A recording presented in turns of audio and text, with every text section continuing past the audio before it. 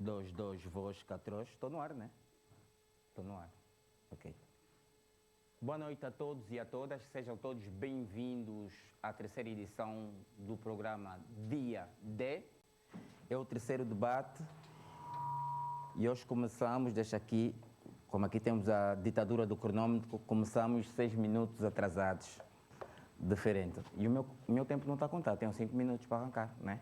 Boa. Angola, 50 anos depois. Como devemos olhar para a nossa história?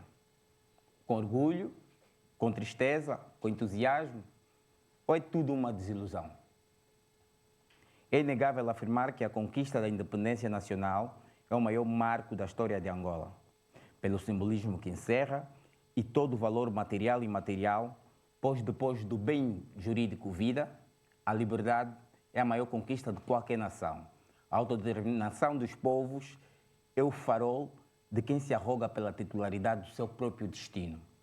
Angola está nesse momento a celebrar o jubileu da sua dipanda, e embora tenhamos no plano formal esta independência, continuamos materialmente aprisionados ao imaginário colonial. Os 50 anos da dipanda apresentam-nos um saldo negativo de 3 presidentes da República e o reconhecimento exclusivo de um único movimento na luta de libertação nacional.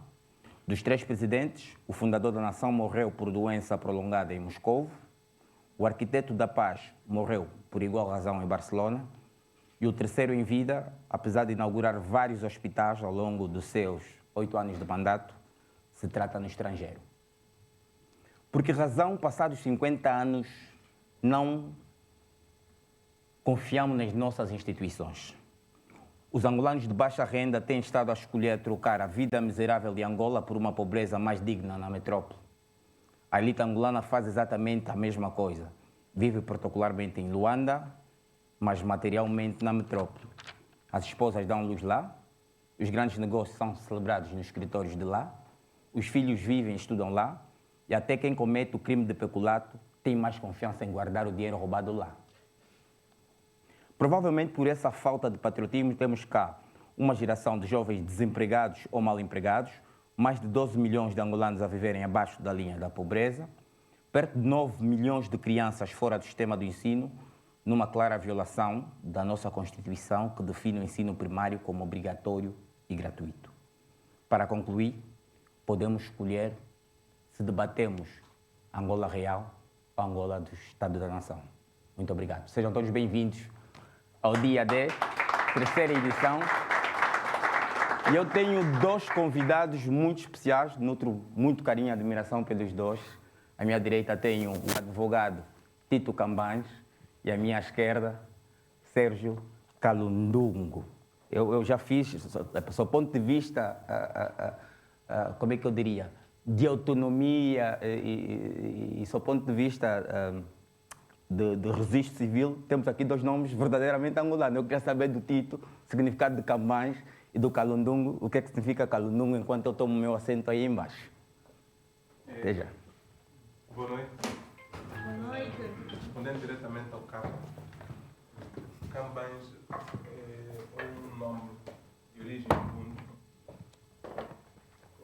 uma língua que falam os ouvimbundos, né? Cerca de 23% da população, segundo os últimos dados, e o Cambanes significa não me olhes, em português, né? Não me olhes. Então é este o significado do nome de Cambanes.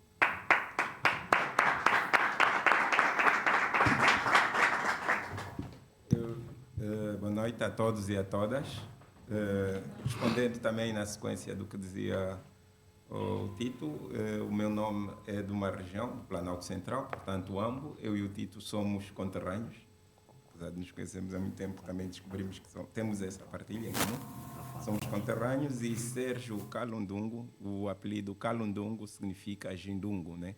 Sei que na região de Luanda é Kaombo, né? Kalundungu, portanto é Jindungu pequeno. Obrigado. Obrigado pelas notas introdutórias. Eu tenho aí mais 40 segundos e ia pedir ao Tito que repetisse a explicação, porque o nome em África é um elemento da afirmação cultural e o teu microfone estava desligado, Tito. Estava a dizer que o meu nome Cambange é um nome de origem Vimbundo, que traduzido para português diz o Cambange significa não me olhes, né? Mas hoje em concreto é mesmo para me olharem, para me virem com alguma atenção. Muito obrigado. O nome, tal como o Sérgio, é o nome do Planalto Central, do AMBO, né? E, como disse, eu e o Sérgio comungamos felizmente dessa mesma origem e também comungamos de um valor muito fundamental, que é o grande amor que nutrimos pela angolanidade, né? Pelo nosso país, pela Angola, né? Então damos tudo por Angola e defender sempre Angola. Boa.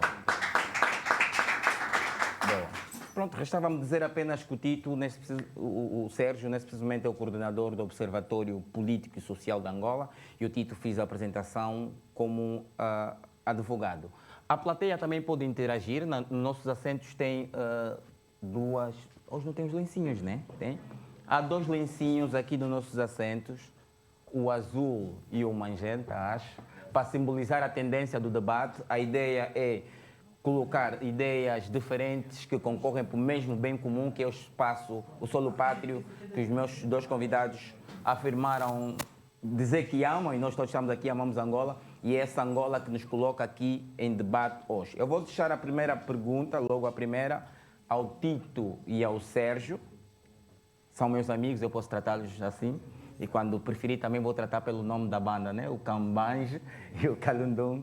Então tenho essa liberdade de estar a entrevistar 2 amigos e 2 entusiastas, 2 pessoas que amam verdadeiramente o nosso país. A primeira questão que eu coloco para o Tito e o Sérgio é: podemos considerar Angola hoje uma república soberana, independente, democrata, conforme nos reza o 1º artigo da Constituição?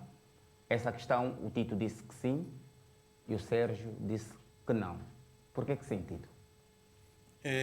Eu disse que sim, justamente porque dos esforços que já foram feitos até agora para que Angola se consolidasse cada vez mais como um país verdadeiramente democrático, verdadeiramente inclusivo, têm sido feitos.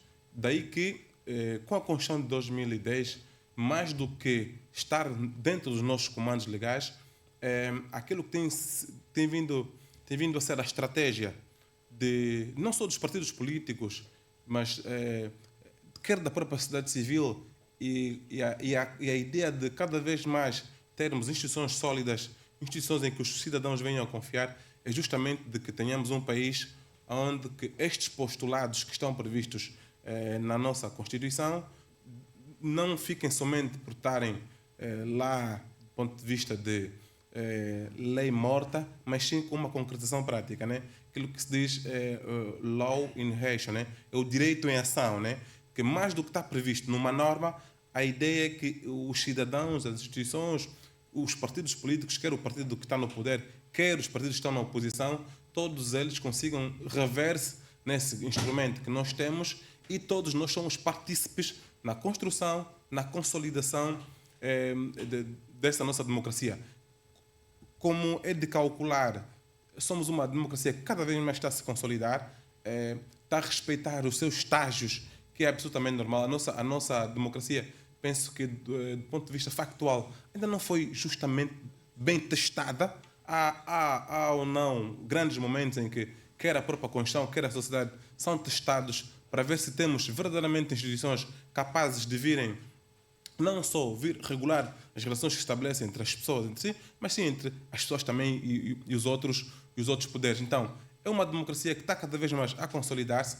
Todos nós e a nossa presença aqui numa plataforma como essa vem justamente fazer a demonstração de que cada vez mais nós estamos a consolidar esse Estado de Direito Democrático que todos nós queremos e que, efetivamente, tenhamos um país cada vez mais coeso, onde tenhamos estabilidade, onde tenhamos instituições fortes, instituições capazes de proteger os cidadãos e, fundamentalmente, uma sociedade inclusiva, uma sociedade onde tenhamos mais igualdade de oportunidades e onde cada um de nós venha a sentir-se orgulhoso em gritar em todos os cantos do mundo: eu sou angolano, porque o primeiro grande embaixador...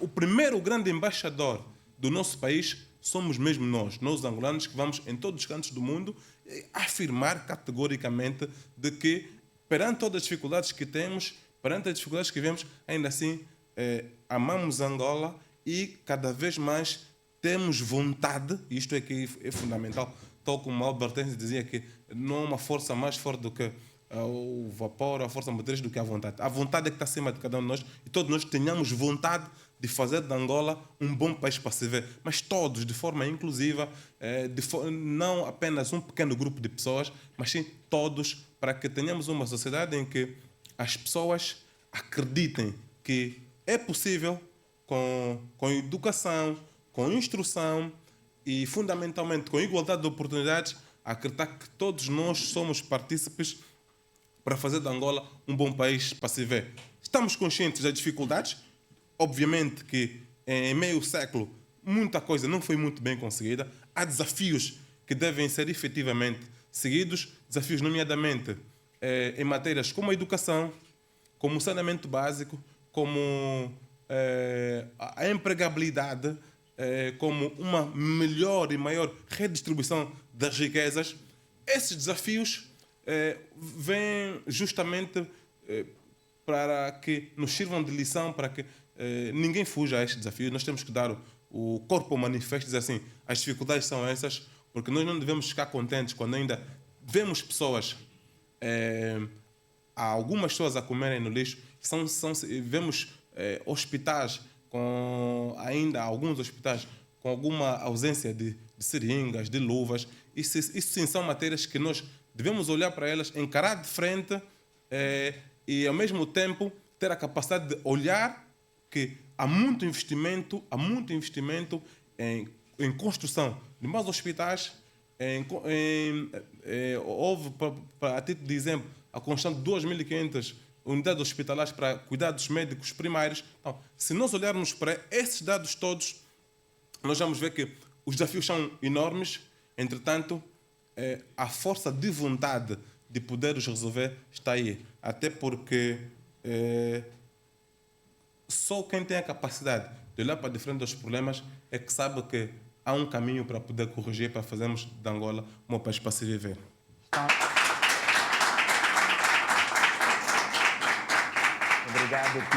Obrigado, Tito. Estão esgotados os primeiros 5 minutos. Aproveito para fazer uma nota e dizer ao Sérgio que o primeiro bloco é de 5 minutos para cada um e depois tem 2 minutos e 30 segundos para fazer a réplica. Sérgio, a mesma pergunta, disse que não. Por que não? Ok. Se a sua pergunta for se podemos considerar Angola uma república soberana, independente, não? Baseada na dignidade da pessoa humana, justa, democrática, solidária, de paz e igualdade, progresso e por aí fora. A minha resposta é claramente. Exatamente, a pergunta é no espírito do artigo 1º da Constituição. Da Constituição. É exatamente o texto que leu por extensão. Então, o espírito da Constituição por si só demonstra claramente que não, né? É claro que o artigo número 1 da Constituição é uma inspiração, mas não é uma realidade, né? Repara, progresso social, igualdade, o coeficiente de Gini, que mede a desigualdade entre os povos, diz que somos dos países mais desiguais. Considerar Angola um país igual nessas circunstâncias é também, do meu ponto de vista, é um pouco arriscado. É claro que nós temos uma Constituição, mas eu entendo que a Constituição não é um pedaço de papel. Devia ser uma forma de vida. Nós devíamos viver, nós devíamos sentir materialmente palavras tão fortes como solidária, como de paz, como a igualdade, e infelizmente não podemos dizer. Eu dizia que a nossa Constituição é um retrato de um modelo que nunca pousou para ela, ou seja, na moldura, se o retrato estiver na moldura, ele é muito bonito, mas isso não reflete a nação real, né? Infelizmente, o país sonhado e o país escrito nesta Constituição está muito distante do país real, né? E o Tito, como dizia, somos conterrâneos e temos a felicidade de viver até maioritariamente do tempo na mesma cidade e admiro, eu gostaria muito de, talvez deve ser das minhas lentes, mas eu não vejo esse país que ele vê. Eu acho que o país é muito diferente do que nós temos, né? Então, eu penso que em relação à democracia, eu acho que a democracia também, que é um dos preceitos da número 1, também é algo por conseguir, né? O país real não reflete aquilo que é comentado, né? Por exemplo, há estudos que tendem a apresentar Angola como uma democracia híbrida. Híbrida porque celebramos eleições, felizmente de forma regular, mas os concorrentes às eleições não estão em igualdade de circunstâncias. Nós vivemos num país em que nem todos têm acesso aos meios de informação públicos ou aos meios de informação, até surgiu uma nova, que são os meios de informação tutelados pelo Executivo. Portanto, numas circunstâncias como estas, eu tenho muita dificuldade de dizer que, em relação ao artigo número 1, nós estamos plenamente satisfeitos. Eu acho que o país, neste quesito, volto a repetir, o país sonhado está muito longe do país alcançado. Eu posso entender o espírito dos pais da nossa Constituição, no sentido de pretender ser isto. Eu sempre costumo dizer que o papel é muito generoso. Tudo o que nós escrevemos no papel, o papel aceita. Se eu pegar num pedaço de papel e dizer que estou um milionário, tenho 2 milhões, o papel vai aceitar. E eu acho que, infelizmente, nós temos aqui esse grande desafio, tornar a nossa Constituição um aspecto prático, pela mesma razão que os defensores de que o país está ao nível daquilo que está a nossa Constituição têm um grande desafio, é de praticarem aquilo que eles pregam. Obrigado.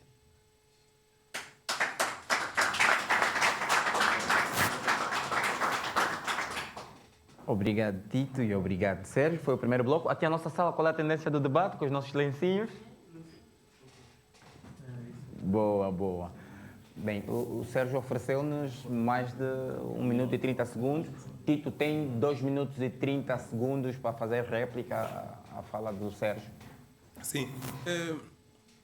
Daquilo que brilhantemente nos foi aqui apresentado pelo meu amigo Sérgio, eu compreendo perfeitamente que é um longo caminho a percorrer.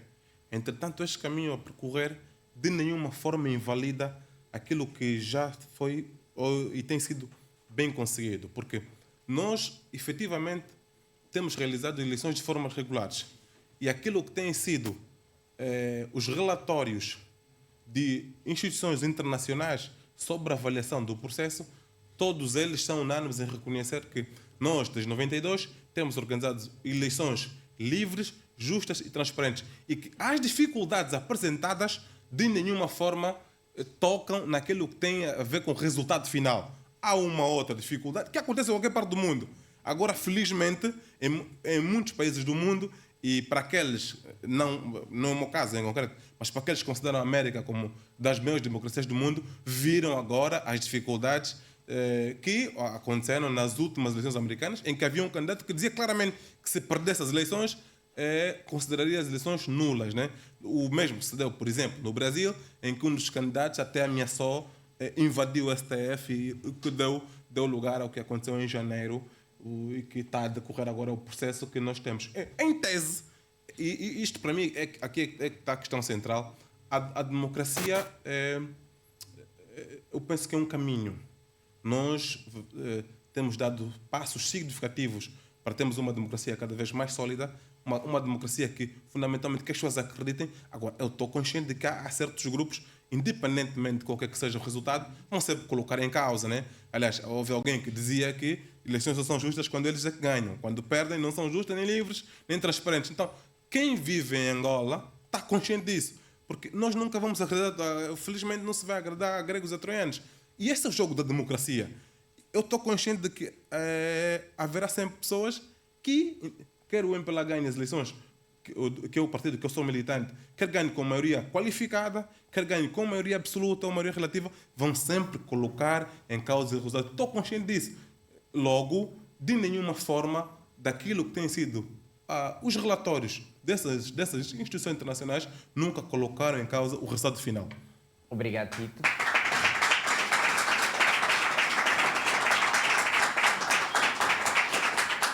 Pontual no tempo, o Sérgio tem igualmente 2 minutos e 30 segundos para rebater as ideias do Tito. Eu recordo-me do refrão de uma música que diz que o mundo todo já mudou em Angola em papas de Acalunga, né?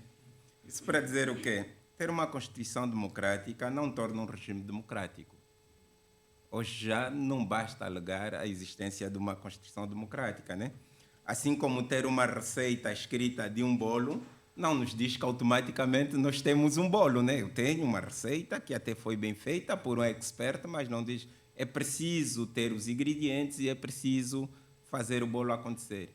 E na minha opinião, quando me baseio no quesito democrático, porque o artigo 1 vai para além disto das eleições, volto a repetir, eleições regulares, sim, mas altamente imperfeitas. Eu gostaria muito que os nossos netos não tivessem de esperar 50 anos para ver esses desafios coisas. E quando falo de desafios, falo da assimetria no acesso às mídias ou no acesso aos recursos para concorrer numa eleição. Gostaria de que crescessem num país onde instituições democráticas não são só formais, ou que as instituições democráticas, apesar de serem formais, não tenham um forte controle do poder executivo. Gostaria de ver num país onde as liberdades civis não são limitadas, como as restrições que nós vemos na imprensa, né? Gostaríamos de ver num país onde o indivíduo desfruta plenamente da liberdade de expressão, vê que está assegurada a sua liberdade de exprimir, mas também depois de se exprimir. E, infelizmente, esta não é a realidade de todos os angolanos. E é por isso que eu insisto nesta ideia de que a democracia, sim, é um processo, mas nós não estamos tão próximo daquilo que devia ser depois desses anos todos, né? 50 anos depois, ainda que a Constituição seja de 2010, eu esperava, e como bem disse o Tito, eu amo Angola e acho que este meu amor por Angola tem uma certa ambição que é muito maior do ponto de vista qualitativo e de substância democrática. Obrigado.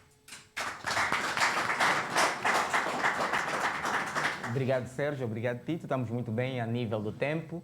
Para quem estiver presente na sala, pode aproveitar nessa paragenzinha, fazer uma subscrição ao canal do Mudei, do YouTube. Estamos a transmitir em direto. Façam partilhas, por favor, marquem os vossos amigos. Podem colocar no Facebook, que é a rede mais pulverizada, pelo menos cá em Angola, e não deixa de ser no mundo. Por favor, para ajudar a crescer os nossos números, que é importante não sermos meros figurantes da nossa história. E hoje estamos a debater 50 anos da nossa Depanda, nem um assunto qualquer. Vamos entrar para a segunda questão, mais um bloco de 5 minutos para cada um dos nossos convidados e a réplica de 2 minutos e 30 segundos. Vamos sair da Constituição e vamos entrar para os cofres do Estado angolano, mais concretamente. A segunda pergunta é: a riqueza do petróleo e dos diamantes tem sido distribuída de forma justa nesses 50 anos? Essa questão, o Tito disse que sim, não vai responder em primeiro lugar agora. Vou querer ouvir o Sérgio, que disse não a esta questão. Por que não, Sérgio?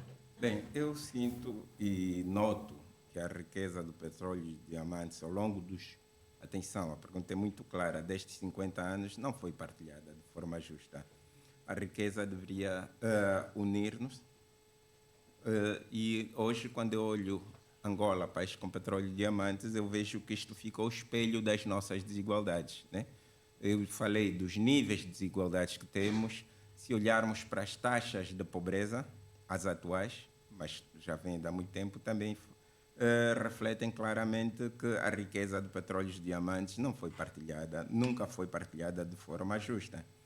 Eu acho que em meio a tanto o que se considera ouro negro, né, que é o diamante, e o cristal brilhante, aliás, ouro negro, que é o petróleo, e o cristal brilhante, que são os diamantes, a pobreza continua a ser o que mais fácil se encontra, né? Eu acho que é mais fácil, embora nós dissemos que é um país grande, rico e belo, mas o que é mais fácil encontrar no meio de tanto petróleo e tanto diamante é a pobreza, né? Eu acho que 50 anos depois temos a riqueza muito pouco partilhada, temos aquilo que muitos começaram a chamar de progresso, mas sem qualquer equidade, né? Ou seja, os acessos aos benefícios destes não foram sempre iguais.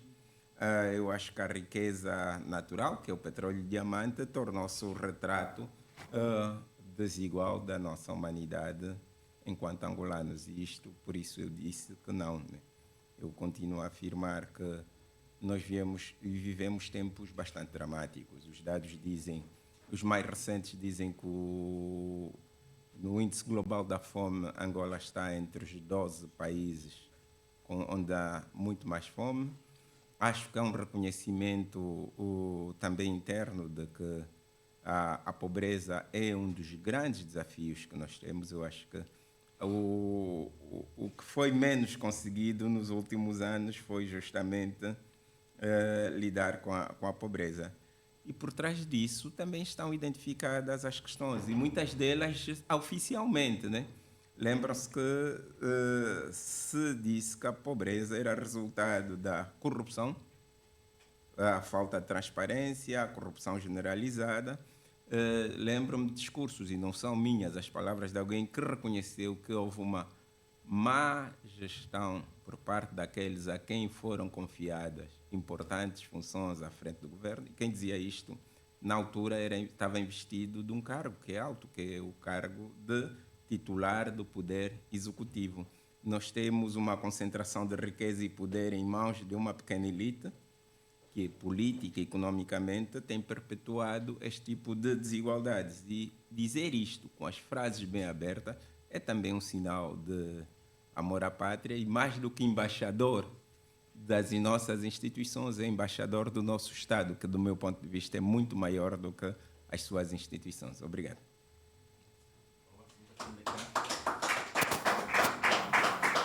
Sérgio, sempre muito telegráfico, oferece-nos 1 minuto e 45 segundos. Tito, a mesma questão, disse que sim, o nosso dinheiro está a ser muito bem distribuído.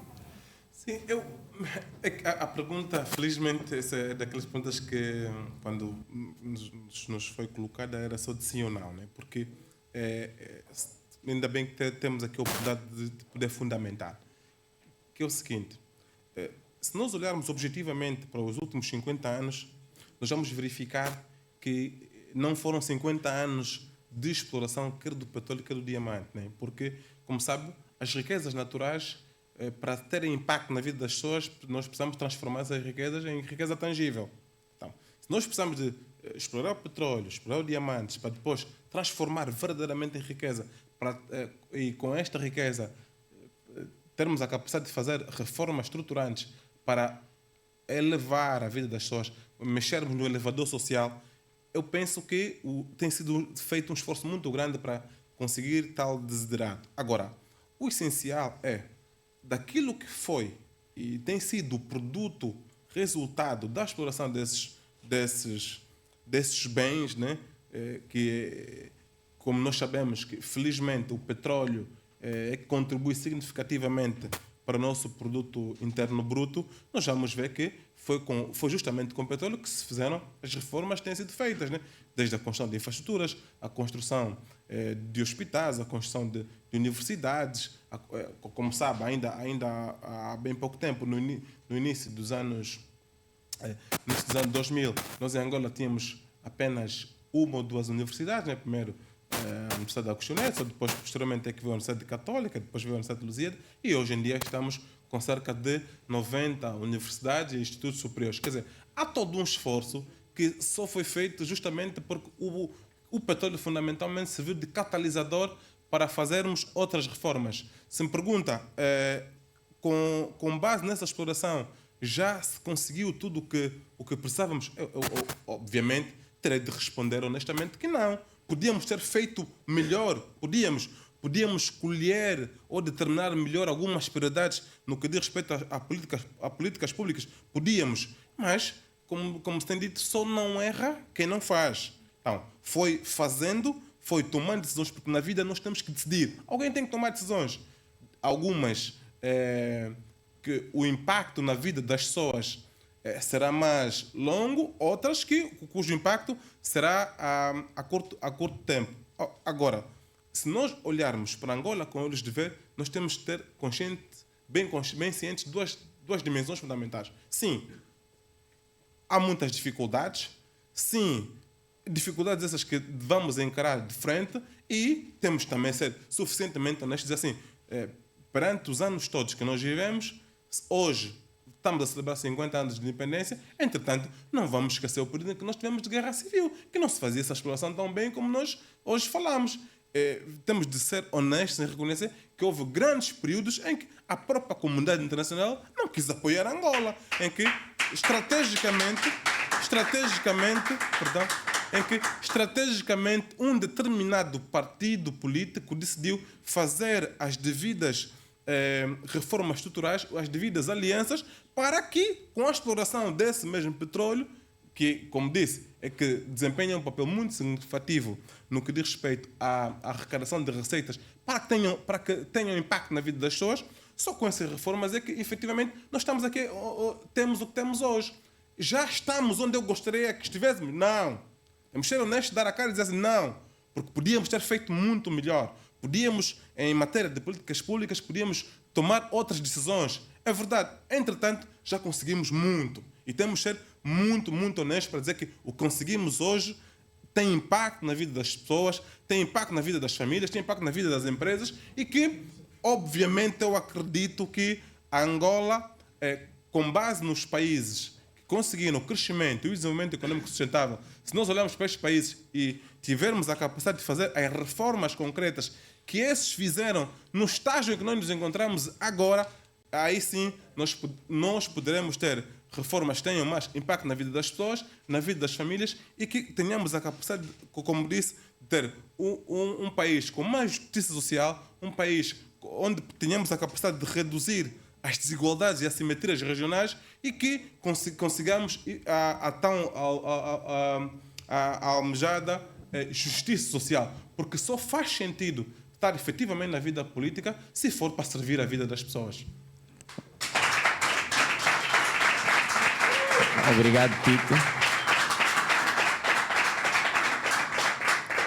Obrigado, Tito. Eu vou apelar à sala a que faça silêncio enquanto os meus convidados falam, até porque estamos a gravar, e a plateia também tem a oportunidade de participar no terceiro bloco, depois da terceira pergunta, e aí sim é um momento para brilharem até com direito à câmera virada para a plateia. Qual é a tendência da sala aqui nos lencinhos? Epa, o pessoal quando faz isso eu não entendo. Estão a equilibrar tudo com as vossas roupas, camisas brancas, calças azuis e os dois de tênis. Muito bom. O Sérgio tem 2 minutos e 30 segundos para fazer réplica. Sim, é sempre bom começar e não perdemos o sentido da pergunta. A pergunta foi se a riqueza do petróleo e dos diamantes foi distribuída de forma justa nesses 50 anos. E acho que o Tito acabou por facilitar de uma vida, né? Quando há um reconhecimento de que, se calhar, uma parte, Angola foi dos países que teve no mapa dos diamantes de sangue. É importante reconhecer. Significa que uma riqueza não foi utilizada de forma justa. Foi para usar armamento. Isso mesmo aconteceu também com petróleo. Muita parte dessa riqueza serviu para sustentar uma guerra que foi feita por nós, ou por alguns de nós, e sobre nós todos. E, portanto, isto não é uma forma lógica de redistribuir a riqueza, né? Vou dar outro exemplo. Por exemplo, nós criamos em Angola um oásis de luxo, mas também temos um deserto de pobreza muito grande. Vê os números. Eu acho que às vezes nós somos levados. Isso é uma tendência, eu acho que muito grande do sufismo, né? Que é tentar buscar lógica em coisas que não fazem muita lógica. Os níveis de pobreza também, em parte, são justificáveis pela forma como nós distribuímos a riqueza entre todos nós. Durante muito tempo, havia angolanos que aplaudiam aquilo que se nós chamar acumulação primitiva de capitais. O que é que gerou a acumulação primitiva de capitais? Angolanos muito ricos, obviamente, mas também angolanos muito pobres. E é preciso reconhecer isso. Quando o Tito diz, olha, a partir de hoje, sim, a pergunta nos foi feita de 50 anos, eu estou a imaginar de 1975 até o estado atual, o quadro que Angola apresenta é claramente indicador de que a riqueza não foi bem distribuída, né? Eu diria que o petróleo e o sangue da nossa terra tiveram duas realidades muito grandes. E é muito triste dizer, nós sofremos uma hemorragia interna, onde a vida escorre para fora do corpo, né? E as nossas riquezas escorreram para fora do nosso solo pátrio. Por isso é que depois tivemos que tentar buscar mecanismos de repatriamento de capitais, de confiscos de bem. Isso só se justifica lá onde a riqueza não foi bem distribuída. Caso contrário, não haveria motivos para estarmos aqui. Terminou o tempo.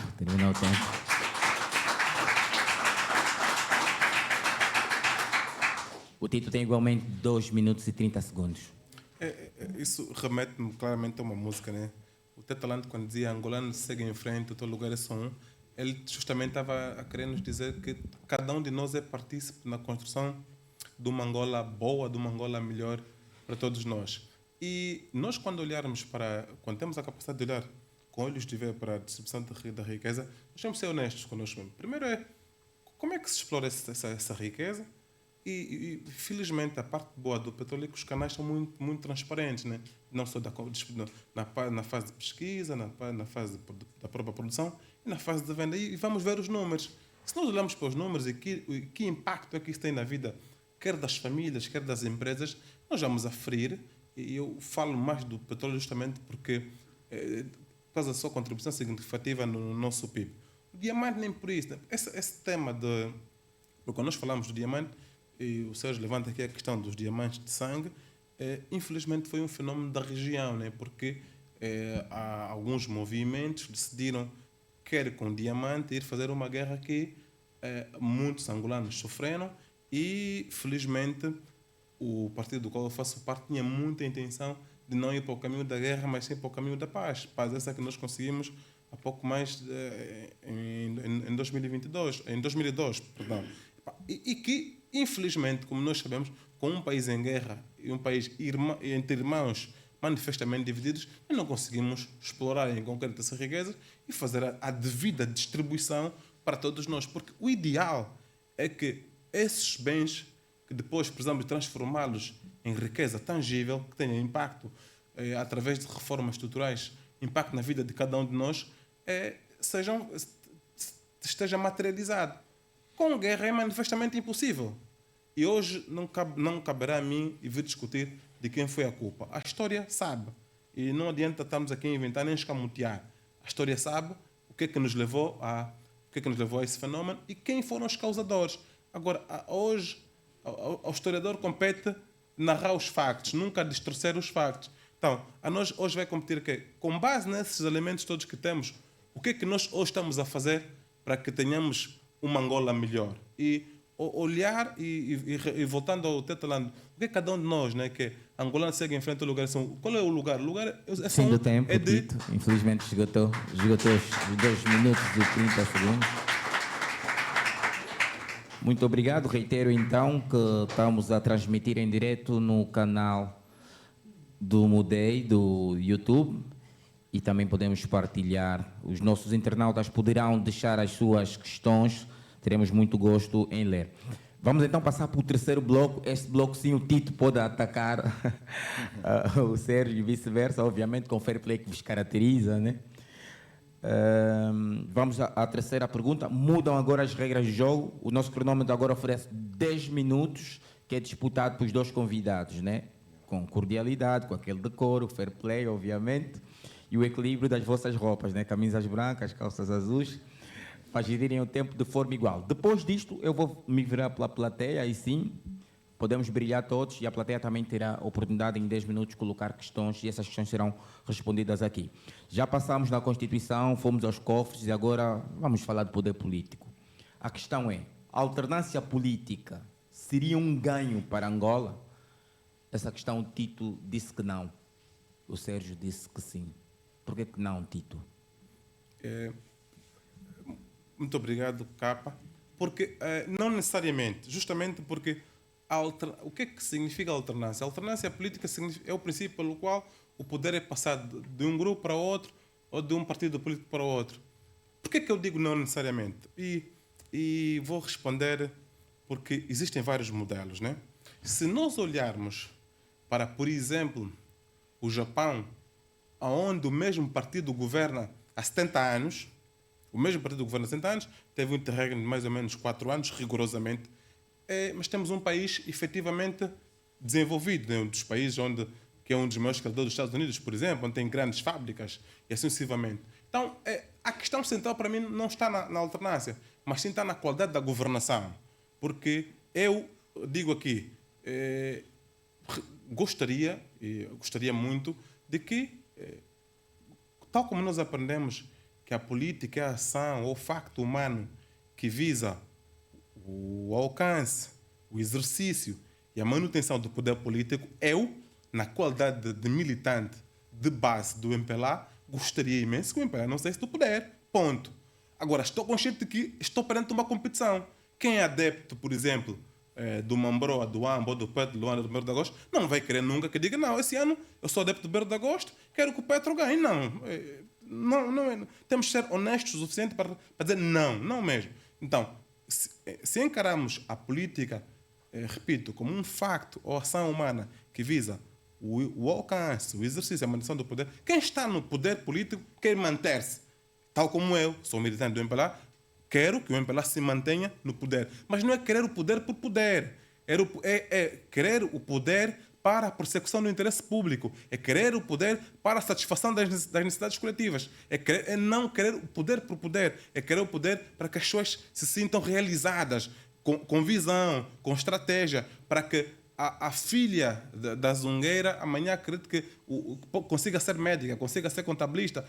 É esta Angola que se pretende. Agora, mas só para concluir, repito, voltando ao caso em concreto do Japão, eu digo assim, não necessariamente, porque a tônica aqui fundamental tem que ser que não é a alternância que determina se estaremos perante ou não a uma democracia consolidada. Não, eu penso que sim, está na qualidade da boa governação. E o Japão é o exemplo mais paradigmático disso. Nós, há menos de 2 semanas, temos uma nova primeira-ministra, que é a Sanai Taikishi, que é justamente do mesmo partido político que governa o Japão há 70 anos. Então eu gostaria que o MPLA se mantivesse no poder por mais longos e longos anos. Tito, permita ao contrário daquilo que o meu amigo Duarte pensa.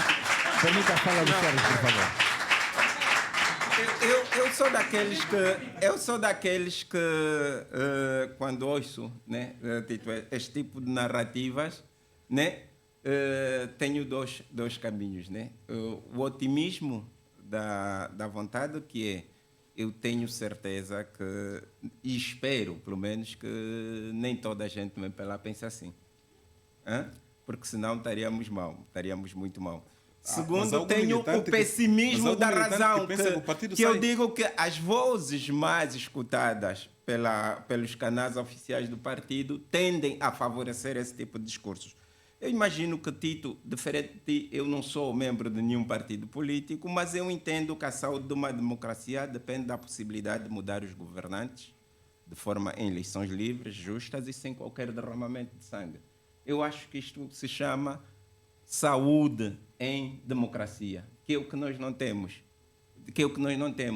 Alimentar a ideia de que existem outras latitudes onde as pessoas ficaram 50, 70, 80 anos de poder é um falso discurso. É um falso discurso porque naquelas latitudes o cidadão tem condições objetivas para decidir se as pessoas ficam 100 ou 50 anos, né?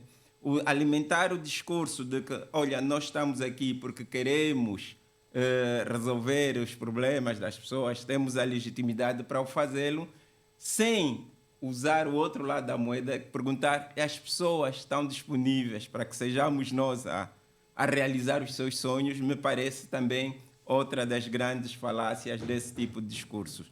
Eu penso que, e porque somos jovens, se calhar o Tito mais do que eu, pensar que muitos dos problemas que nós oferecemos, a possibilidade de alternância é em si um antídoto, né? Eu acho que, se reparar, também deu exemplos do Japão, podia dar do México, mas vamos ver exemplos de um país que nos é muito mais próximo, Cabo Verde. Vê o que acontece em Cabo Verde, onde a alternância ocorre. Que anomalia identificou? Também podemos dar exemplos mais próximos dos Camarões.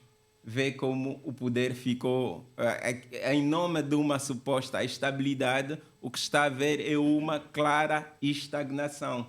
Então, portanto, não podemos olhar para uns e não olhar para outros casos. Portanto, eu continuo a pensar que a alternância é saudável. Eu gostaria de que 30 milhões de angolanos não tivessem medo da alternância, porque é um sinal de saúde, é um sinal de maturidade de uma democracia. Eu acredito que em outras circunstâncias, em outros momentos, em outras realidades, o mesmo Tito que está aqui não teria nenhum problema de admitir isto como uma possibilidade. Inclusive, eu acredito que pessoas que hoje ou historicamente votaram em Pelé não teriam nenhum problema de considerar a alternância como uma possibilidade de viabilização de Angola. Mas aqui eu tenho uma outra perspectiva, cá, porque para mim o que fortalece uma democracia não é a alternância. O que fortalece uma democracia é sim a existência de instituições sólidas, a estabilidade dessas instituições, a participação ativa dos jovens nos processos de eleições que têm sido regulares. E um país como Angola, e dei o exemplo do Japão, podia dar, por exemplo, o exemplo daquilo que alguns, e repito, eu não considero, daquilo que alguns consideram que é os Estados Unidos, alguns consideram que é das maiores democracias do mundo. Nós vamos reparar que na última eleição conseguiram eleger um presidente que efetivamente tem tomado decisões que muitos outros considerariam antidemocráticas. Basta ver em matéria do aborto, em matéria da restrição aos direitos e liberdades fundamentais. Então, repito, para mim, o essencial, e isto é que virá efetivamente fortalecer a nossa democracia, é termos a capacidade de termos instituições sólidas que vão fazer com que haja o check and balance. Aqui estamos naquela história do que vem primeiro. Primeiro vamos ter instituições sólidas para depois pensar na alternância, ou primeiro vamos ir para a alternância para ter as instituições sólidas? Eu já parti aqui de uma premissa, Sérgio. Eu já parti de uma premissa. Mas é uma premissa falsa. Não. Já parti de uma premissa. Qual é a tua premissa? Já parti de uma premissa e desta não vou largar a mão. Okay? Yeah. A premissa pela qual eu quero partir é de que, para mim, não há alternância. Eu sei que o Luá está aqui à frente, não concorda, e ainda bem que temos tempo. O problema não é como o Luá, é como o Luá está muitos mais como nós. Não, o tema está aí, que é... O tema está aí. Os quais cai o tema está justamente aí, que é... Mas esses quem? Porque eu sou daquelas pessoas que acreditam que a alternância é o felizmente nós vivemos num país em que um voto, uma pessoa, um voto. Então, one man, one vote. Então, significa que esta é a pretensão do Sérgio, esta é a minha. Nós, quando vamos a eleições, quem vence é quem efetivamente mereceu a confiança da maioria. E o que se tem a verificar é justamente isso. Eu, como militante de base de um partido político, quem vence, e que representa essa maioria, quem vence governa para todos. Não subverter a narrativa. Quem vence governa para todos. Quem teve melhores condições de disputar o jogo. Não, é quem mereceu a confiança da maioria. Esta é a nossa realidade. Não é quem mereceu a confiança da maioria. É quem teve melhores condições de disputar o jogo. Quem esteve mais organizado. Sérgio, de forma ditatorial, eu vou dar 30 segundos a cada um, porque senão não conseguimos ouvir nada. Vence quem tem a maior capacidade de organização, maior capacidade de mobilização e maior capacidade de demonstração de trabalho. Eu sei que custa admitir a alguns, mas só são as pessoas que fazem parte do nosso meio que estão contra. Agora, a grande generalidade das pessoas, efetivamente... Vais ter 30 segundos. Vai ter 30. Não podemos dizer... Quando... Tem 12 segundos. Lives de ditadura, né? Mas o que eu quero dizer é... Vence quem tem maior capacidade de organização, maior capacidade de demonstração de trabalho e, efetivamente, o MPLA tem merecido essa conversa do povo. Está esgotado. Sério. Eu creio que... Vou dizer que vou dar mais 5 segundos. Nós somos uma democracia e para aqueles angolanos que estão com a Freedom House fazem uma análise muito boa. Nós somos uma democracia, segundo eles, híbrida. Quer dizer, nós temos instituições, temos eleições, e isto é que permite pessoas como o Tito agarrarem-se nisso. Nós fizemos eleições regulares, nós temos instituições, mas evitam falar das condições em que esta disputa política é feita todos os dias, e por isso é o Estado híbrido. Eu acredito que as novas gerações um dia vão crescer e o país não será assim, definitivamente. Obrigado. Como é que está a tendência aqui do debate? Os nossos lencinhos? Azul! Azul! Azul! Azul! Há um equilíbrio. Pronto, agora sim, a plateia tem a oportunidade de brilhar. Depois façam silêncio, por favor. Agora é mesmo para brilharem. Como é que vão esses 50 anos de independência? Estão a gostar? Por favor, é só dizer o nome. Tiago, Mike. Lembrar que é pergunta, não é fazer discurso. Sim, sim. Temos 10 minutos. Para responder. São 10 minutos para questionar e responder. Então seja telegráfico o nome e a questão, por favor.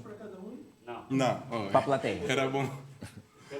Era bom, engenheiro. É responder em 1 minuto, no caso. Boa noite a todos e a todas. Meu nome é Zola Álvaro. E eu gostei muito dessa coisa da CLAC. Dá para perceber que o país, de facto, está isso, que o Tito traduziu nos discursos. Mas a minha questão é essencialmente no quesito da alternância política. Um dos grandes elementos prejudiciais e tangível nessa governação é essencialmente o nível excessivo da corrupção e o saque do erário público. Ou seja, até agora só há registros de corruptos, de pessoas que saqueiam o erário, nomeadamente indivíduos pertencentes ao MPLA, do alto escalão. E a alternância é uma forma de nos oferecer uma alternativa diferente dessa forma de governar. Ainda assim insistes no discurso de que vocês devem continuar a governar de facto? Okay. Zola Álvaro. É isso? Zola Álvaro tomou nota. Como é? Recolhemos as perguntas. Vamos e depois recolher as respondemos. 5 questões para termos depois 5 minutos para responder telegraficamente em 1 minuto. Próxima questão. Nome e a questão, por favor. Boa noite. Hortêncio Camacho Traoré. A minha questão eu tenho mais de 90 mil questões para o Tito, mas pronto. Ele diz aqui que já conseguimos muito. Eu gostaria de saber se refere a quê? Eu nasci há 36 anos, as dificuldades são as mesmas, os problemas são os mesmos. E nós não podemos fazer julgamento de um jogador que nunca demos a oportunidade de estar em campo para fazer ligação aí com a ideia do irmão, alternância, né? Exatamente. Mais ou menos, eles já conseguimos muito. Quis saber se refere a quê, né? Com essas dificuldades todas que ainda continuamos a enfrentar. Obrigado. Muito se refere aqui à pergunta de Hortêncio Camacho. Hortêncio Traoré Camacho. Boa noite a todos. Cíntia Soba é meu nome. Cíntia Soba. Ainda sobre a alternância do poder, partindo da teoria dos partidos de massa, que tem a ver com a organização e a forma com que os partidos são democráticos, entre outros. Daí surge uma pergunta. Falando sobre alternância, será que em Angola existe um outro partido à altura de substituir o MPLA? Não terminei. Por quê? Porque nós notamos... A segunda pergunta, então. Tá bom, a pergunta é uma, mas tinha linhas. Tá bem, porque com o MPLA... Tem uma pergunta dentro da...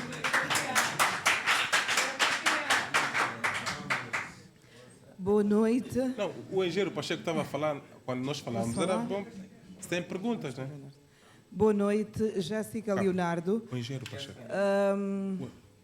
Gostava de questionar ao Sr. Tito Cambains. Fez referência aqui de que o país é democrático quando se tem instituições sólidas e são realizadas eleições nos períodos estabelecidos. Fala em instituições sólidas. Existem no país instituições sólidas? Essas instituições sólidas conseguem ser justas quando se trata de um assunto relacionado ao MPLA? Temos visto manifestações que várias organizações realizam, entretanto, a atuação da polícia vai aquém do que esperávamos, mas quando acontece alguma coisa relacionada ao MPLA, nunca vimos essa atuação da polícia. Podemos considerar desta forma que as instituições são sólidas? Jéssica, muito obrigado. Existem em Angola instituições sólidas. Temos tempo para mais uma ou duas? Eu só fixei uma. Existem em Angola instituições sólidas. É a única que vai ser respondida. Temos tempo para mais duas? Há uma pergunta na internet. Sim, tem aqui. Queres ler? Por favor. Dongala Panda. No YouTube, Dongala Panda pergunta: por que tantas comunidades nas Lundas e em Cabinda continuam sem infraestruturas básicas, apesar da riqueza natural dessas regiões? Acabou. Então, vamos fechar com mais uma questão. Se faz favor. É só mesmo. Viram como é que foi mesmo rápido, né? Para colocar a questão. 30 segundos. A minha pergunta, muito boa noite, já agora agradecer, vai para o Dr. Sérgio. Dr. Sérgio, é uma tristeza como mais velho e eu, miúdo, que esta Angola me criou, ver e dizer que o país é sanguentado de diamantes e tem uma... José Bento é o meu nome. É uma tristeza dizer e ouvir o mais velho Sérgio, tanto assim mais velho com respeito, porque deve estar na idade dos terceiros meus irmãos mais velhos na escala, e eu vir a dizer que Angola é um... Qual é? A pergunta é, a minha tristeza em ver o mais velho Sérgio, o senhor que se tornou hoje, Estás a afirmar ou está a perguntar? Estou a fazer a minha pergunta, vou terminar, porque tem uma interrogação lá no fim. Temos tempo, temos a ditadura do cronômetro. Ok, meu homicídio, ok. Doutor Sérgio, a minha tristeza é ver o mais velho que se tornou e Angola que cresceu, e qual é o contributo que deu em esta crítica desta justiça que nós não temos, assim afirmo. Yeah.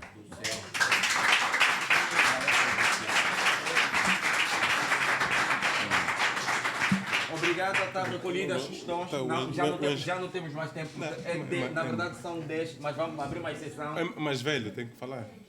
Contra Fernando Pacheco, por favor, tenha a palavra no microfone. Vamos abrir mais sessão, não só nessa questão, mas também no tempo para responder, porque senão será impossível. Fernando Pacheco, por favor. Obrigado.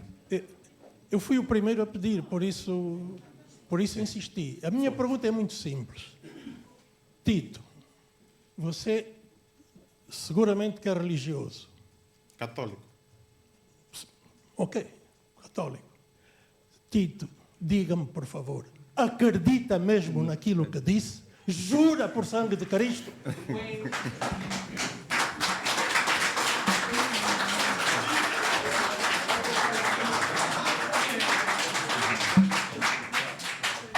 Bem, eu vou romper,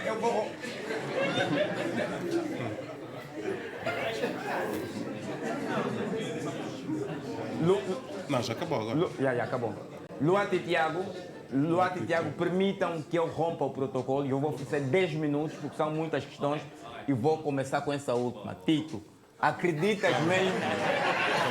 E juras? Isso parece. Então vamos começar Então, para frente, só para dar dinâmica. né? Temos a questão do Fernando Pacheco, do José Bento, do Dongala na internet, da Jéssica Leonardo, da Cíntia Soba, do Hortêncio Traoré e do Zola Arva. Eu prefiro começar de trás para frente para refrescar, mas sintam-se à vontade para responder. Sim, aqui, com todo respeito e carinho, porque estamos aqui perante um grande senador desse país, desta Angola, que nós estamos a construir todos, respondendo muito frontalmente com a característica que sempre me caracterizou. Engenheiro, eu acredito piamente, né? Acredito piamente, até porque não faria sentido absolutamente nenhum se não acreditasse. Agora, há um aspecto aqui que é... Calma só. Há um aspecto aqui que nós temos que ter em conta, que é o pessimismo da realidade não pode impedir o otimismo da vontade. E eu efetivamente vejo vontade e juro, mais do que jurar, eu acredito piamente de que há condições de que nós temos capacidade de fazer de Angola um bom país para se viver. E juro piamente, eu acredito nisso. Juro e acredito, e não só juro, mas como também acredito piamente que sim, e somos capazes. Não, então, engenheiro, eu estava a insistir... 30 segundos para concluir. Eu estava a insistir que o engenheiro falasse, mas também tem que me deixar falar, né? Porque eu sempre estou... Acho que o próximo ano, Luata, Tiago, Capa, podemos fazer aqui, eu e o engenheiro Fernando Pacheco, né? Também não vou fugir a esse debate. Mas eu Tem 30 segundos para responder. Acredito no que disse, frontalmente. Não tenho problemas absolutamente nenhum, porque, muito pessoalmente, só estou na vida política justamente porque acredito que é possível irmos para a prossecução do interesse público, a satisfação das necessidades coletivas, e tem-se feito muito esforço para conseguirmos isso. E é inegável, e só a nossa presença que demonstra claramente de que têm sido feitas muitas reformas para fazer de Angola um bom país para se viver. E já estamos onde eu gostaria que estivéssemos? Não, ainda temos um longo caminho a percorrer. Obrigado, Tito. Eu vou passar a palavra para o Sérgio. O José Bento pergunta qual é o contributo do Sérgio. Não dava para poder me responder às várias perguntas? Essa do Fernando Pacheco foi completamente direcionada para o Tito. E foram feitas mais duas para a mim. Sim. O Tito é meu conterrâneo, eu gostaria de ajudá-lo nessa pergunta, mas pronto. Ok, José Bento pergunta qual foi o meu contributo para esta Angola. José, eu imagino e compreendo que eu procurei sempre ser cidadão, ser uma pessoa de bem, viver o mais dignamente possível e vou continuar a fazer isto. O que eu nunca vou fazer é ter o cérebro amarrado ao estômago. O que eu nunca vou fazer é chamar a minha mãe de tia por conveniência política. O que eu nunca vou fazer é passar por cima dos meus valores éticos, cristãos e cívicos porque politicamente assim convence. Isto nunca vai acontecer. Eu acho que se cada um de nós fizer o que é seu, eu acho que Angola vai ser bem melhor. A pergunta... A pergunta do Dongala feita na internet, acho que é para os dois, que questiona relativamente à falta de infraestruturas básicas, tanto nas Lundas como em Cabinda. Onde saem as riquezas, que é alvo da nossa terceira pergunta, dos diamantes e o petróleo. Eu penso que a principal riqueza da Angola não são os recursos minerais, capa. E temos que levantar esse debate. A principal riqueza da Angola, em primeiro lugar, são os angolanos. Os recursos minerais vêm imediatamente a seguir. Recursos sem serem trabalhados para se transformar em riqueza tangível e impactantes na vida das pessoas e das empresas não faz absolutamente sentido nenhum. Eu, quando vou para essas províncias, diferentemente de Dongala, fruto da minha atividade privada como advogado, tenho viajado imensamente por todas essas regiões e vejo a construção de muitas infraestruturas que têm impacto na vida dessas pessoas, dessas famílias, dessas empresas.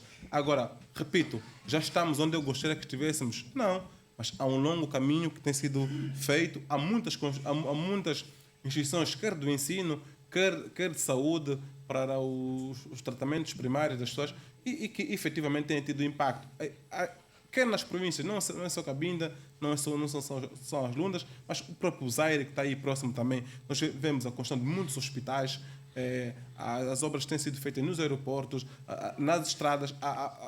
Uma das melhores estradas de Angola, para quem viaja de carro, é a estrada que existe entre Luanda e Zaire, e só não vê quem não quer ver. Agora, eu compreendo perfeitamente de que quem está alicerçado num complexo ideológico nunca vai mudar de opinião a essa pessoa. Então, claramente que num debate de ideias, se nós formos honestos connosco mesmo, vamos ver que efetivamente há muita coisa nesse país que foi muito bem feita, muito bem conseguida e que há um longo caminho. Tito, em observância à igualdade de tratamento, ia passar a mesma questão. Eu penso, e aqui me remete à primeira pergunta que te foi feita, Tito. A pergunta foi muito clara. Os recursos foram bem distribuídos e eu acho que a pergunta de Dongala se faz isso. Os recursos naturais ou as riquezas do país não foram bem distribuídas. E prova disso é as assimetrias que se notam. Isto está provado, é científico, a nível até da distribuição das infraestruturas. O país é um país assimétrico. Hein? Os angolanos precisam de viajar quilómetros para fazer pequenas cirurgias. Há uma má distribuição desse tipo de serviços. É isso que o cidadão diz. Quando você diz, olha, os diamantes não tiveram muito impacto na nossa economia. Sim, mas o impacto da indústria extrativa na vida das pessoas que vivem nos arredores foi tremendo. Foi tremendo. Pessoas deixaram de cultivar, pessoas perderam acesso de circular na sua zona e, a par disso, os inúmeros casos de abusos de direitos humanos. Ignorar isso também me parece pouco cristão. Hã? Me parece mesmo pouco cristão. Obrigado, obrigado, Sérgio. Não acabei. Nós tivemos 30 segundos para concluir, Sérgio. Tivemos a má sorte que em determinado período da nossa vida, enquanto país independente, se deu muito mais valor aos recursos naturais do que às pessoas. Obrigado, Sérgio. O petróleo obrigado. E os diamantes não ajudaram a enriquecer o Estado, os cofres públicos, mas infelizmente empobreceram muitas pessoas. Obrigado, Sérgio. Obrigado.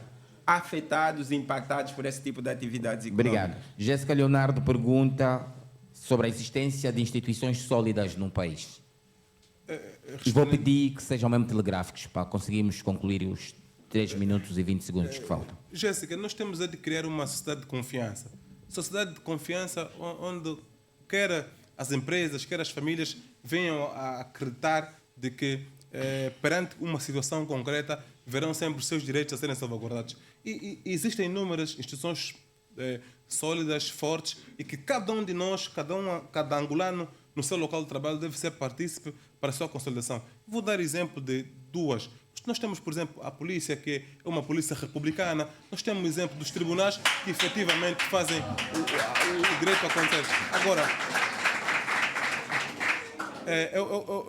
quando vejo as manifestações, as pessoas usam muito um slogan: a polícia não é do MPLA, a polícia é do povo. E daquilo que eu vejo, e quem anda e acompanha estes fenómenos desde a sua fase embrionária, vê o papel que a polícia desempenha em proteger não só quem está a manifestar-se, mas como também quem está a seguir a sua vida normal. Então, vamos ser concretos. E quem está lá no momento em concreto sabe que há um caminho muito longo que nós temos que percorrer, quer na concretização, quer na consolidação dessas instituições. E podemos dar outros exemplos. O próprio Exército, quem tem sensibilidade para que os órgãos de segurança como eu, sabe que são órgãos republicanos, órgãos do Estado, que efetivamente estão aí para cumprir o seu papel. Pronto, então temos a...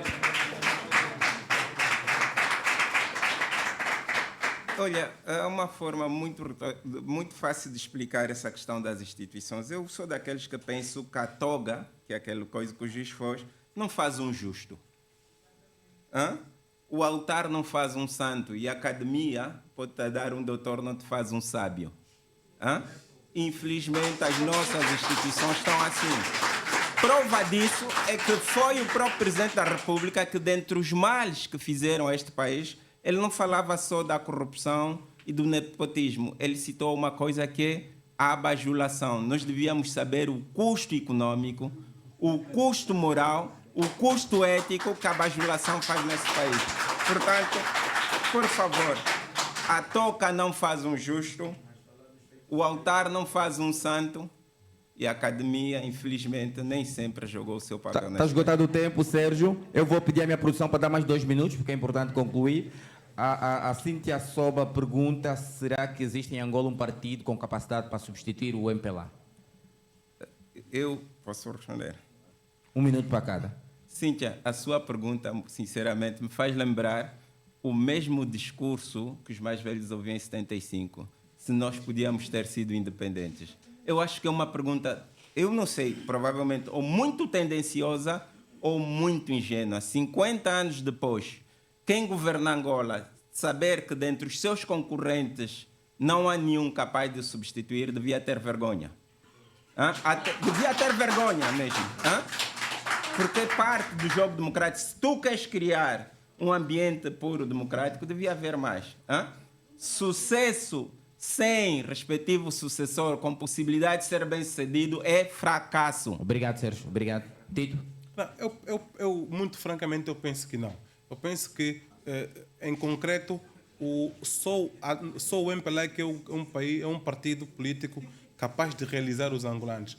O MPLA é um partido maduro e cada vez mais voltado para a realização, a satisfação das necessidades coletivas e a persecução do bem comum. Agora, sobre esse partido impendem muitos desafios que começam desde logo em fazer com que o impacto daquilo que são as políticas públicas tenham efetivamente efeito na vida de todos, para que, como disse, não se governa só para as pessoas em quem se venceu as eleições, mas sim governar para todos, porque no final do dia, quem coloca Angola no topo das suas prioridades tem a consciência de que deve governar para todos, deve fazer com que, como disse a priori, a filha da Zungueira acredite que consiga ser médica, consiga ser enfermeira, consiga ser contabilista, sucessivamente. Agora, daquilo que eu vejo nos outros partidos políticos, vejo partidos mais de reação e nunca de ação. E enquanto que o MPLA, como disse, eu vejo que é um partido muito voltado não para o poder, só pelo poder, mas sim para o poder, para a prossecução do interesse público, para realizar os angolanos. Há uma pergunta do Zola Alves. A pergunta do Zola Alves sobre a alternância do poder. Do Zola. O Zola Alves fala sobre da alternância do poder. Ele começa por falar do nível excessivo de corrupção e depois questiona se a alternância não seria uma resolução. É isso? Eu creio que há também um certo equívoco, Isola, todos nós, inclusive, e que faz com que esses argumentos do Tito, né, Porque as pessoas também vão mais pelas narrativas do que pelos factos. Tito, Isola, a ideia que eu queria passar é a seguinte: as eleições não é só para para escolher quem vai mandar no povo. É sobretudo para decidir como é que o povo quer ser governado ao longo dos 4 anos. Nós estamos a pôr muito peso na ideia de que as eleições vão dizer quem vai mandar no povo. E nós estamos a dizer ao contrário. Eu sou daqueles que defendo que as eleições deviam dizer como é que nós queremos ser governados. E como tu dizes, nós não queremos ser governados com corrupção, nós não queremos ser governados com nepotismo, nem nós queremos ser governados por quem favorece os níveis de bajulação, porque depois chegamos a níveis concluído, que... Sérgio, concluído. Muito Vou abrir difícil mais de uma aceitar. sessão e a última para o Tito responder em 1 minuto. Não, sim, Zola, o que fortalece qualquer sistema democrático é a existência de instituições sólidas, é a existência de uma participação muito ativa da própria sociedade e, fundamentalmente, para que quem vence as eleições, quem veio merecer a confiança do povo, tenha a capacidade de, mesmo perante décadas de conflito, consiga trazer a reconstrução nacional, consiga trazer estabilidade, consiga ter a capacidade de, perante todas as dificuldades, criar pilares fundamentais para o crescimento e desenvolvimento econômico sustentável e, no final do dia, fazer com que os angolanos estejam cada vez mais unidos. Angola é uma democracia muito jovem, há um longo caminho a percorrer, há instituições por consolidar e todos nós somos partícipes na consolidação desta própria democracia. Então, nós somos chamados a fazer parte disto. Concluiu 1 minuto. Porque, efetivamente, nós não temos outro país para ir. Obrigado, Tito. Nós amamos Obrigado. Angola e queremos fazer sempre da Angola um país para se viver. Obrigado.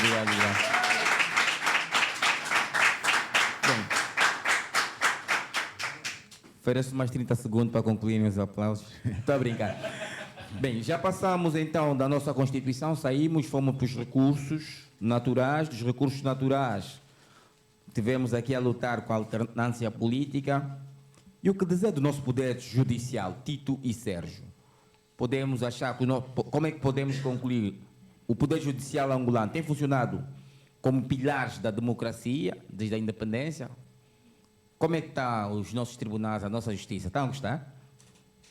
Eu diria que... A essa questão, o Sérgio disse que não. Eu disse que não. O Tito disse que sim. Sim. Quem quer começar? Dou-vos essa liberdade. Sérgio. Eu diria sou um democrata convicto. A democracia treme não só quando há injustiça, ela treme e treme muito quando a injustiça veste toca. E nós tivemos escândalos muito recentes a nível dos nossos tribunais. Ou seja, é a própria injustiça, é o próprio poder judiciário, né, envolvido em práticas ou em atitudes ou em comportamentos menos coisas. Nós ainda temos, e sobretudo falando, o Tito é advogado, imagino que entre pares terá provavelmente, não lhe vou pedir que jure, como fez o Fernando Pacheco, mas eu acho que nós temos casos em que nos faz acreditar que nem todo veredito é justiça. Às vezes é apenas uma assinatura de quem tem poder e nos é vendido como se fosse um veredito judicial. Nós temos uma situação muito concreta que também é importante, é um dado, é um facto. Nós temos 6 juízes para cada 100 mil habitantes. Como é que tu consegues, em tempo real, assegurar a presença da justiça? Portanto, ela não é acessível a todas as pessoas. E temos uma situação muito grave. Quando se faz justiça tardia, eu estou a ver aqui o Luado, estou a ver aqui outras pessoas. Há dias estava a conversar com alguém. O indivíduo é condenado, fica 1 ano preso e depois se conclui que não fez absolutamente nada. E alguém dizia, não, mas fez-se justiça. Eu acho que justiça tardia é como chuva depois da colheita, né? Para que serve? Já fiz a colheita? Então, portanto, às vezes olhar para isto com os olhos de ver não é denigrir Angola, é chamar a nossa atenção enquanto cidadãos, é usar o nosso poder cívico para pressionar para estas mudanças, porque se repararem, embora muitas das perguntas foram nos últimos 50 anos, como é que foi? O Tito diz, sim, está bem, mas diz, não, vamos fazer melhor. Não, o que eu estou a dizer é, isto não está bem e não duvido da capacidade que tenhamos, independentemente de quem seja, de fazer melhor. Eu acho que os nossos tribunais deviam ser espelhos da verdade, não serem uma cortina do engano, né? Eu acho que temos aqui desafios muito sérios. Não é uma visão catastrofista, não é a ideia de que tudo, não há formas de mudar, mas sim chamar a atenção, tocar um pouco o vosso coração. Tenhamos a capacidade de admitir outras falhas, as nossas próprias falhas. Porque se nós não quisermos reconhecer, ninguém acerta num alvo que não reconhece. Então, é um pouco, eu acho que esta é a situação em que nos encontramos, né? Vemos situações muito graves em que as pessoas se refugiam na lei sem qualquer espírito de justiça. Ou seja, usar a lei sem a menor pretensão de fazer justiça. Isso também acaba, em minha opinião, prejudicando e sobremaneira a questão da justiça, né? Eu defendo uma justiça que saiba escutar o povo, uma justiça cuja balança tenha o justo equilíbrio, uma justiça e isto é muito característico em países que têm o desafio que nós temos, né? Há certas democracias em que o martelo do juiz soa mais como um selo de silêncio, ou seja, o juiz bate o martelo e fica calado e não tem necessariamente o doce som da verdade. E esta tem sido, em minha opinião, um dos grandes nossos dramas. Portanto, por daí a minha resposta, não, porque eu considero que quando a justiça se ajoelha diante do poder, a democracia nem por milagre fica de pé. Obrigado. Obrigado, Sérgio. Não, agora tem 5 minutos o Tito. O Sérgio deixou algum tempo, 5 minutos para o Tito. A mesma questão. Sim, Capa, eu penso que há 2 grandes desafios fundamentais no que diz respeito à nossa justiça. O primeiro tem que ver com a cultura jurídica e o segundo tem que ver com a morosidade processual. Quando nós falamos aqui em cultura jurídica, significa ter a capacidade de transmitirmos e ensinarmos com qualidade e com a maior facilidade possível aquilo que venham a ser os comandos legais, para que o cidadão tenha a capacidade de reivindicar, de salvaguardar e, fundamentalmente, de reclamar a concretização dos seus direitos. Depois, um outro desafio muito importante tem que ver com a morosidade processual. Nós temos em muitos tribunais, quer de primeira instância, quer em segunda instância, ainda muita morosidade, em que o cidadão efetivamente lembra aquele brocardo de justiça tardia e justiça vadia. E não é o que se pretende. São fenómenos, infelizmente, são fenómenos que acontecem em muitos países do mundo, mas que nós devemos lutar para assegurar que efetivamente no nosso país tenhamos a capacidade de criar instrumentos para mitigar esse risco. Porque se nós encaramos a justiça como um pilar fundamental para um Estado democrático de direito, nós devemos cada vez mais formar desde oficiais de justiça, desde um escrivão, desde juízes, ou melhor, magistrados judiciais, magistrados do Ministério Público, para que sejam esses, e posteriormente também os advogados, como partícipes de toda a operação de justiça, para que os direitos e interesses legalmente estabelecidos dos cidadãos sejam concretizados, sejam salvaguardados em tempo útil e oportuno. Quando digo em tempo útil, porquê? Porque quando nós podemos salvaguardar o interesse de uma criança, atendendo o princípio de que a norma deve sempre ter no topo das suas prioridades o superior interesse de uma criança que vive, por exemplo, com um padrasto ou com um pai abusador, nós temos que ter mecanismos em tempo útil e oportuno para poder salvaguardar, para poder proteger não só essa criança, mas como também a própria mãe que muitas vezes é abusada. Então, o estágio da justiça que nós nos encontramos é o estágio, efetivamente, também de crescimento e desenvolvimento econômico que nós temos. Então, a justiça não vai andar num caminho dissonante daquilo que é o estágio de crescimento e desenvolvimento que temos. Sendo assim, há muitos desafios desde a criação de normas claras, a criação de mecanismos mais simples para poder salvaguardar os interesses. Temos, por exemplo, há um instrumento que pouca gente tem conhecimento, que é a questão do CREL, que é um órgão que trata de pequenas questões e com alguma celeridade. E que a ignorância, infelizmente, de muitos cidadãos leva com que pouca gente venha utilizar esse mecanismo. Agora, daquilo que tem sido a minha experiência como advogado, tenho de reconhecer de que, efetivamente, há um longo caminho a percorrer, precisamos de mais juízes, precisamos de mais tribunais e, fundamentalmente, decisões com mais qualidade. Agora, só terá a capacidade de vir avaliar em concreto se determinada decisão, se determinado acórdão ou determinada sentença tem ou não qualidade quem efetivamente está diariamente a lidar com esses temas. Mas e depois tem a questão da opinião pública. Como é que a opinião pública vê efetivamente a justiça? Isto também pode ser importante, porque, como disse, nós devemos encarar os tribunais como instituições sólidas, fortes, e cada vez devemos munir os tribunais de recursos para que eles sejam mais estáveis, que venham assegurar a sua autonomia, quer financeira, quer administrativa, porque, como sabe, os juízes em Angola julgam com base no princípio da legalidade e também com base na sua consciência. Agora, podemos escrutinar determinadas decisões, podemos, no campo científico, poderemos avaliar se essas decisões respeitam ou não estes ditames. Mas muitas vezes aquilo que sai na opinião pública nem sempre é corolário daquilo que vem a ser efetivamente o direito. Não é muito fácil, obviamente, não é muito fácil convencer as pessoas de que perante uma decisão que está a decorrer em tribunal há ou não a concretização daquilo que vem a ser o resultado dos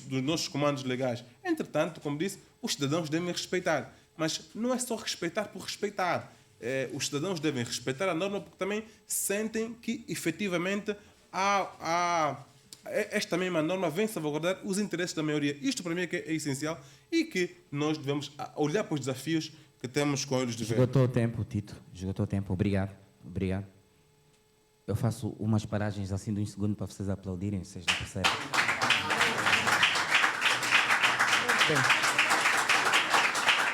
Mas a réplica, não? 2 minutos e 30 segundos para a réplica. Tito, eu admiro, e a sério, mas é uma admiração profunda dessa tua capacidade. A pergunta foi: a justiça e, por conseguinte, os tribunais têm funcionado como pilar da democracia desde a independência, e tu disseste sim. E depois apresentas uma série de desafios que uma pessoa diz, ele quis dizer sim ou não. Tito, repare, está a perguntar desde a independência. Nós fomos um sistema de partido único até 2002. Como é que a justiça naquela altura era pilar da democracia? Até 92. Diga? Partido único até 92. Sim, 92 em seguida, mas multipartidarismo. Angola não começou em 92. Angola começou... Tito, vai ter tempo para a réplica. Eu vou oferecer mais 10 segundos ao Sérgio, infelizmente. Vai ter tempo para a réplica. Tito, está a ver? É essa capacidade em que tu dizes à vontadíssima, sim ou não, mas depois quando contra-argumentas claramente pões em causa tudo o que disseste. Eu confesso que, Tito, tenho que te dar os parabéns, porque isso é um nível... Não, amigo, desculpa, Tito é meu amigo. Só não quero que interpretas isso... Não, somos muito amigos.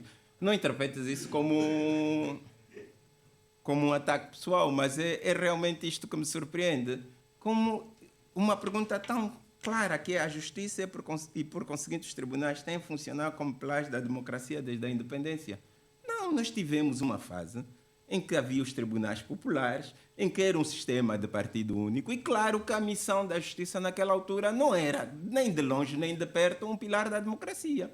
Nos últimos tempos, até melhor do que eu, o Tito, por força da sua profissão de advogado, elencou aqui uma série de desafios que são claríssimos, né?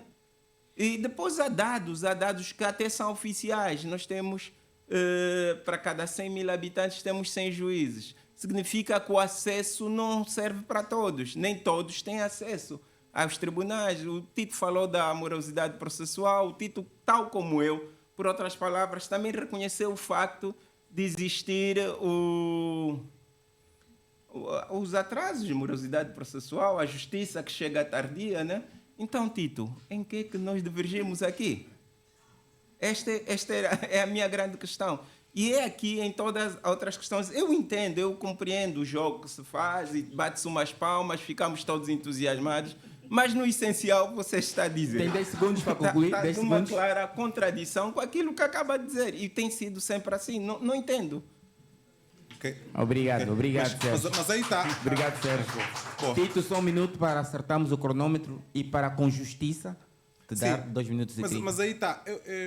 Há um provérbio que diz que quando temos um machado, o machado esquece, mas a árvore não.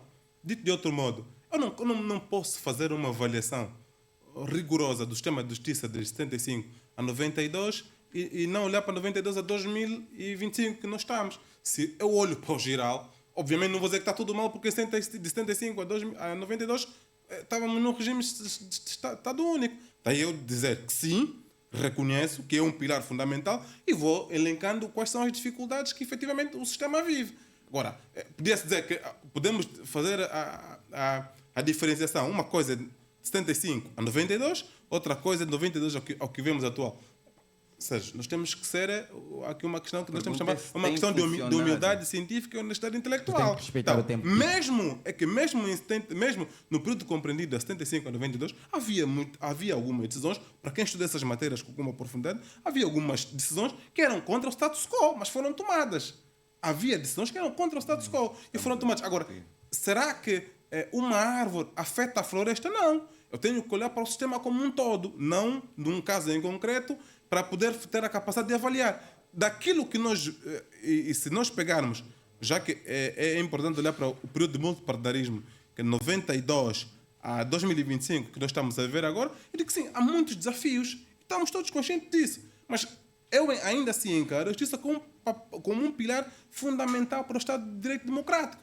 Há desafios, desde termos um sistema legal, um sistema, não é normas separadas, um sistema legal que as pessoas conheçam, daí chamar a colação a ideia de mais cultura jurídica e também a questão da morosidade processual. Nós temos sim de evoluir para um sistema em que tenhamos mínimos possíveis de morosidade processual, porque isto afeta significativamente a vida das famílias e a vida das empresas. É um desafio de todos nós, desde os juízes, os procuradores, os advogados e a nós cidadãos, que somos os primeiros que vamos despoletar para que perante um caso em concreto queremos que o nosso direito seja efetivamente salvaguardado. Eu não consigo olhar e dizer assim, não, de 75 a 92 não havia direito. Está concluído com 5 segundos pela interrupção. Está concluído. Olha, nós na verdade esgotamos o nosso tempo, que é 1h e 30 minutos, mas se vocês permitirem, temos uma quinta pergunta, obviamente também vou pedir aqui à plateia se permitir. Se permitem, mais uma questão? Sim, vamos a isso. Vamos à vontade. Sérgio Tito, sim senhora, a plateia, sim senhora, muito certíssimo, certíssimo. 2 minutos e 30 segundos, ou fazemos um de 5? 2 minutos e 30, né? 2 minutos e 30 para fechar, sem direito à réplica, então. Sejam pragmáticos nas vossas respostas. É a quinta pergunta, vocês dominam. A questão é, a história oficial da independência é contada de forma justa e plural? Essa questão o Tito disse que sim e o Sérgio disse que não. Agora eu vou inverter, Tito vai começar a responder. Por que sim? Eu, Sérgio? Sim. A questão é, a história oficial da independência é contada de forma justa e plural? Respondeste-nos que sim. Por que sim? Sim, respondi que sim, justamente porque há um princípio que diz que quem conta a história são os vencedores. Mas eu não gosto de seguir esse princípio, porque nem sempre os vencedores têm razão. Há outro que nos diz que aquele povo que esquece a sua história corre o grande perigo de ter de voltar a repeti-la. E há factos em concreto da nossa história que nós não gostaríamos que se repetissem, né? Porque, como disse, ao historiador compete narrar os factos e nunca distorcer. Então, aquilo que tem sido divulgado, ensinado desde a nossa tenra idade é que, infelizmente, existiram alguns autores que, enquanto alguns criam uma Angola muito voltada para o crescimento e desenvolvimento econômico, a satisfação dos interesses, dos direitos e liberdades fundamentais, outros estavam ocupados em lutar pelo poder. Então, mas para mim, isto hoje em dia não importa muito. Para mim, o fundamental é a história compete aos historiadores e a nós, como jovens e donos do nosso próprio destino, compete olhar para o que temos hoje e com a devida ambição, com as tecnologias e principalmente com vontade, o que é que nós vamos fazer com essa história que é inegável e como é que nós vamos concretizar isso na vida das famílias e na vida das empresas. O ideal é, nós temos que ter a honestidade intelectual de ver aquilo que efetivamente foi feito. Do ponto de vista histórico, muita gente cometeu erros, é verdade, mas onde estamos hoje, onde queremos ir, de onde é que nós viemos, onde é que estamos hoje e aonde é que nós queremos ir. Nós queremos ir para uma Angola onde tenhamos mais igualdade de oportunidades. Queremos ir para uma Angola onde impere a justiça social. Queremos ir para uma Angola onde exista a justiça social, queremos um país cada vez mais inclusivo. Se nós queremos um país cada vez mais inclusivo, devemos ver em que pilares deve assentar esta inclusão.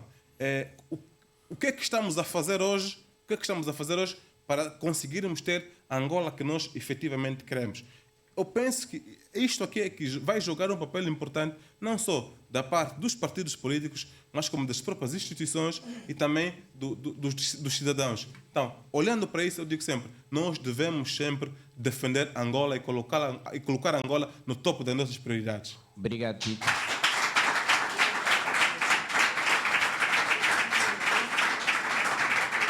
Eu vou fazer a mesma pergunta ao Sérgio e vou querer saber os argumentos, porque é que o Sérgio acha que esta história, ao longo de 50 anos, não tem sido contada de forma justa e plural. Cada vez sempre admirando-te, Tito. Porque a pergunta foi: a história oficial da independência é contada de forma justa e plural? O Tito disse: sim, é contada de forma justa e plural. E, contrariamente ao Tito, eu digo que não. Eu acho que a nossa história foi sequestrada por uma narrativa única. E vou dar exemplos concretos. Tive a felicidade, foi um prazer enorme, fui convidado quando o presidente João Lourenço tomou o poder como presidente do MPLA. Foi uma cerimônia apoteose e tinha um cartaz dizendo, felicitando o presidente por ser o terceiro presidente do MPLA. No seu discurso, eu acho que foi um ato muito bom, o presidente disse: eu não sou o terceiro, eu sou o quinto. Quem contou a história? O que é que aconteceu com os outros dois?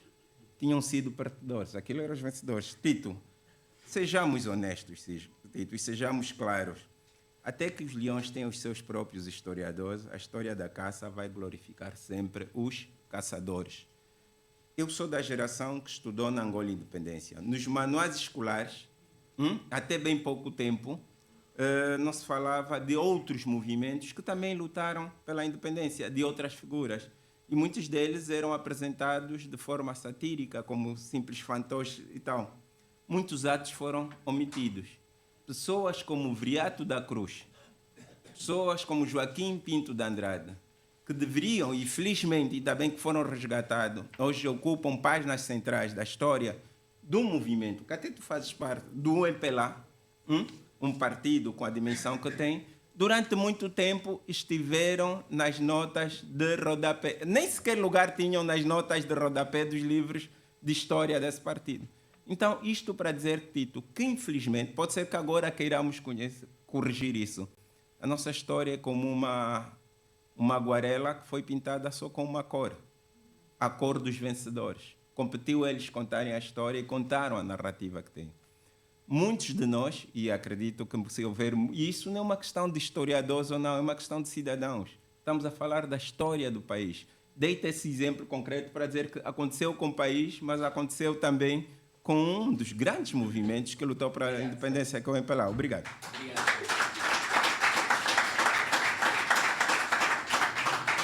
Obrigado, Sérgio. Obrigado, Tito. Chegamos assim então ao final da nossa terceira edição do Dia D.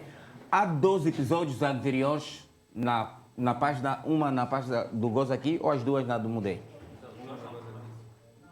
Goza Aqui, Mudei. Nas duas páginas, então vocês podem assistir. O nosso primeiro episódio discutimos combustíveis, preços e protestos. O segundo episódio discutimos a lei orgânica sobre as eleições e hoje eu vou pedir uma salva de palmas muito grande para estes dois convidados que tiveram a oportunidade de discutir os 50 anos de independência. Subscrevam o canal do Mudei, subscrevam o canal do Gozo Aqui e subscrevam também o canal do Diarabi, o filho da... Ok, obrigado.